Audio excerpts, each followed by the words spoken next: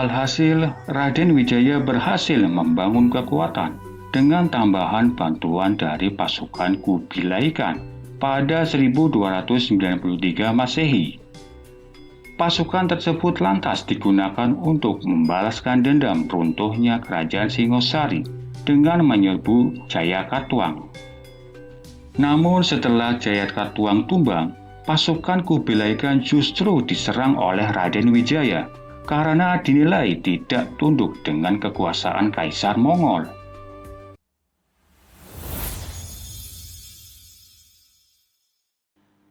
Halo para pendengar sejarah, bertemu kembali dengan Secarik Sejarah. Pada video kali ini kita akan membahas tentang sejarah salah satu kerajaan kuno lainnya, yaitu Kerajaan Majapahit. Kerajaan Majapahit adalah kerajaan Hindu-Buddha terakhir di Nusantara yang berdiri pada abad ke-13.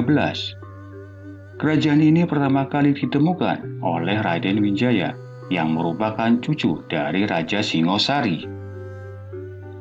Kerajaan Majapahit melewati masa kejayaannya pada abad ke-14. Ketika itu Majapahit yang berada di bawah kepemimpinan Hayam Wuruk berhasil menguasai sejumlah wilayah di Nusantara dan sekitarnya. Sejarah berdirinya Kerajaan Majapahit. Majapahit konon berdiri setelah Kerajaan Singosari runtuh pada tahun 1292 Masehi atau pada abad ke-13.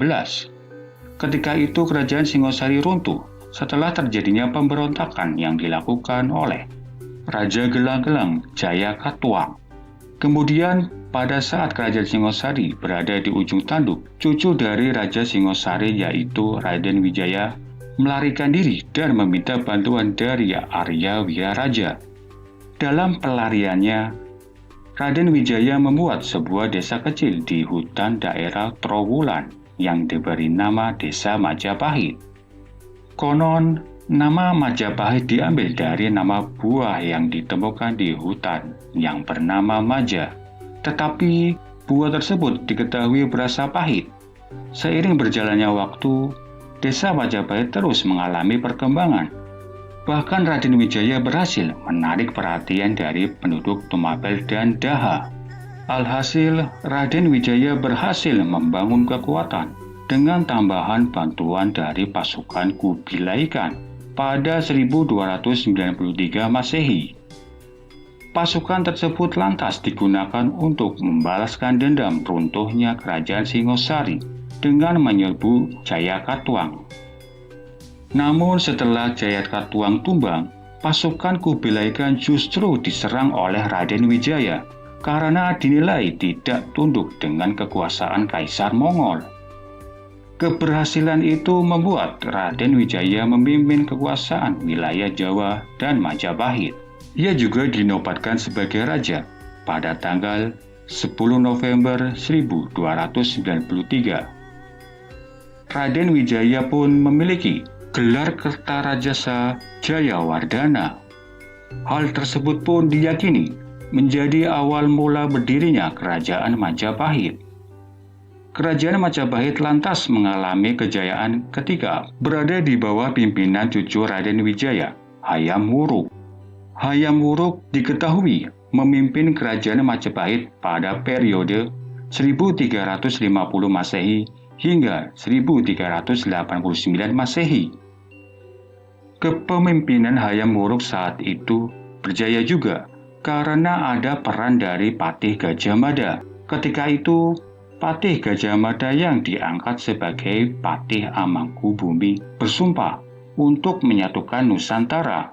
Sumpah tersebut lantas dikenal sebagai Sumpah Palapa. Dalam Sumpah Palapa itu, Gajah Mada mengatakan ingin menguasai negara-negara seperti Gurun, Seran, Tanjung Pura, Pahang, Haru, Dompo, Bali, Palembang, Sunda, dan Tumasik.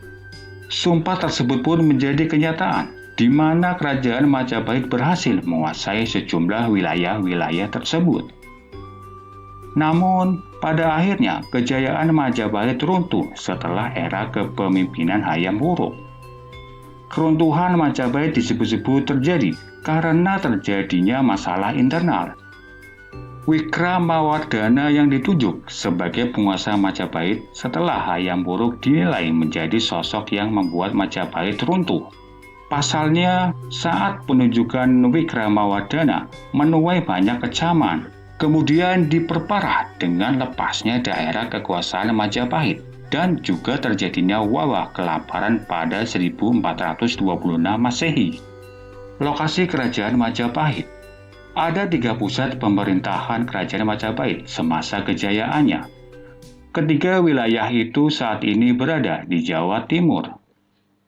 3 wilayah itu antara lain Mojokerto.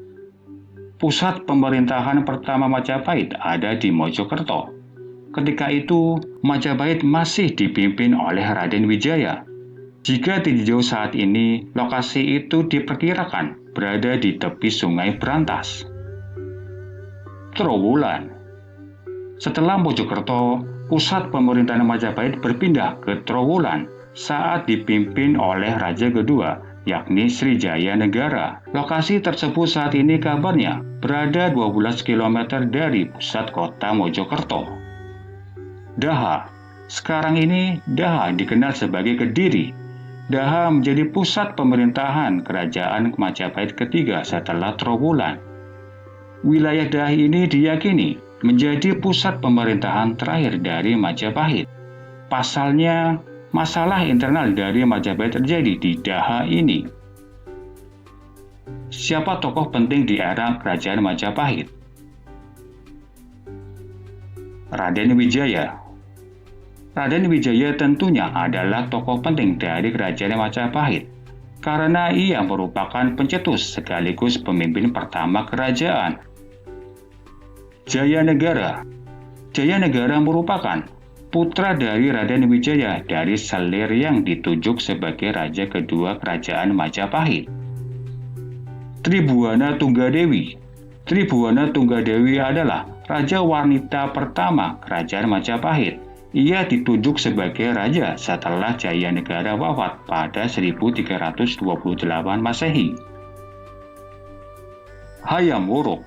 Hayam Wuruk merupakan raja keempat dan bisa disebut sebagai raja tersukses di kerajaan Majapahit. Di bawah kepemimpinannya, Majapahit melewati masa kejayaan. Bahkan disebutkan bahwa tak ada pemimpin Majapahit yang sekuat dan seberhasil Hayam Wuruk. Patih Gajah Mada. Gajah Mada merupakan pendamping dari Hayam Wuruk di masa kejayaan kerajaan Majapahit. Gajah Mada menjadi salah satu sosok yang membuat Majapahit berjaya dengan menguasai berbagai wilayah. Gajah Mada merupakan sosok yang mengutarakan sumpah untuk menyatukan Nusantara yang dikenal dengan Sumpah Palapa. Wikramawardhana.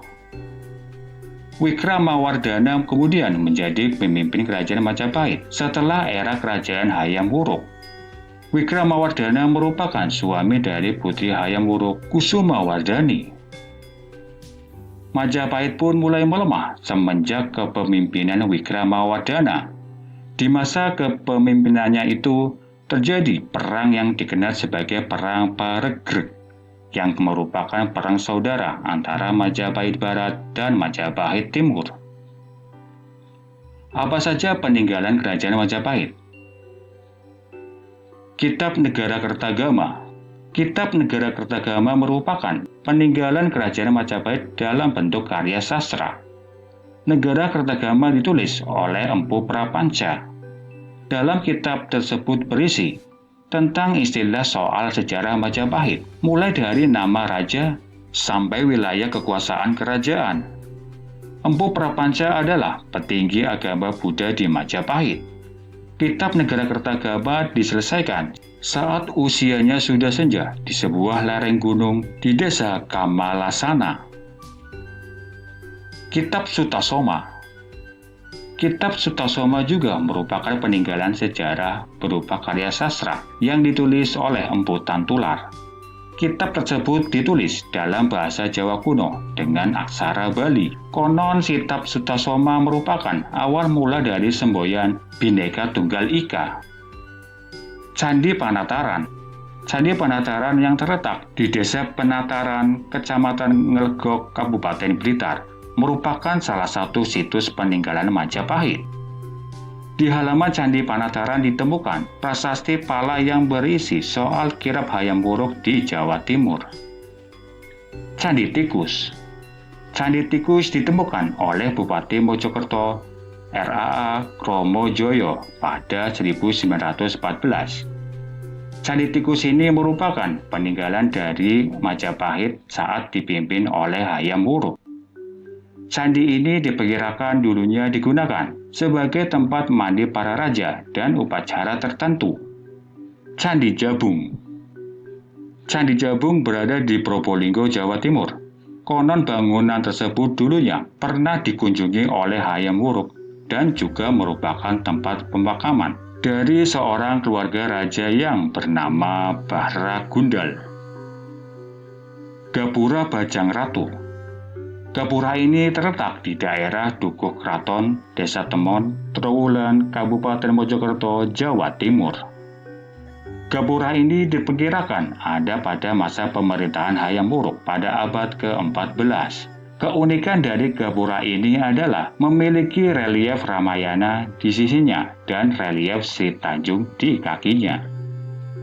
Demikian pembahasan mengenai Kerajaan Majapahit, mulai dari asal-usul berdirinya, lokasi kerajaannya, siapa tokoh-tokoh pentingnya, penyebab keruntuhan kerajaan ini, dan apa saja peninggalan-peninggalannya. Semoga informasi ini bisa dipahami dan bermanfaat bagi kita semua. Sampai jumpa.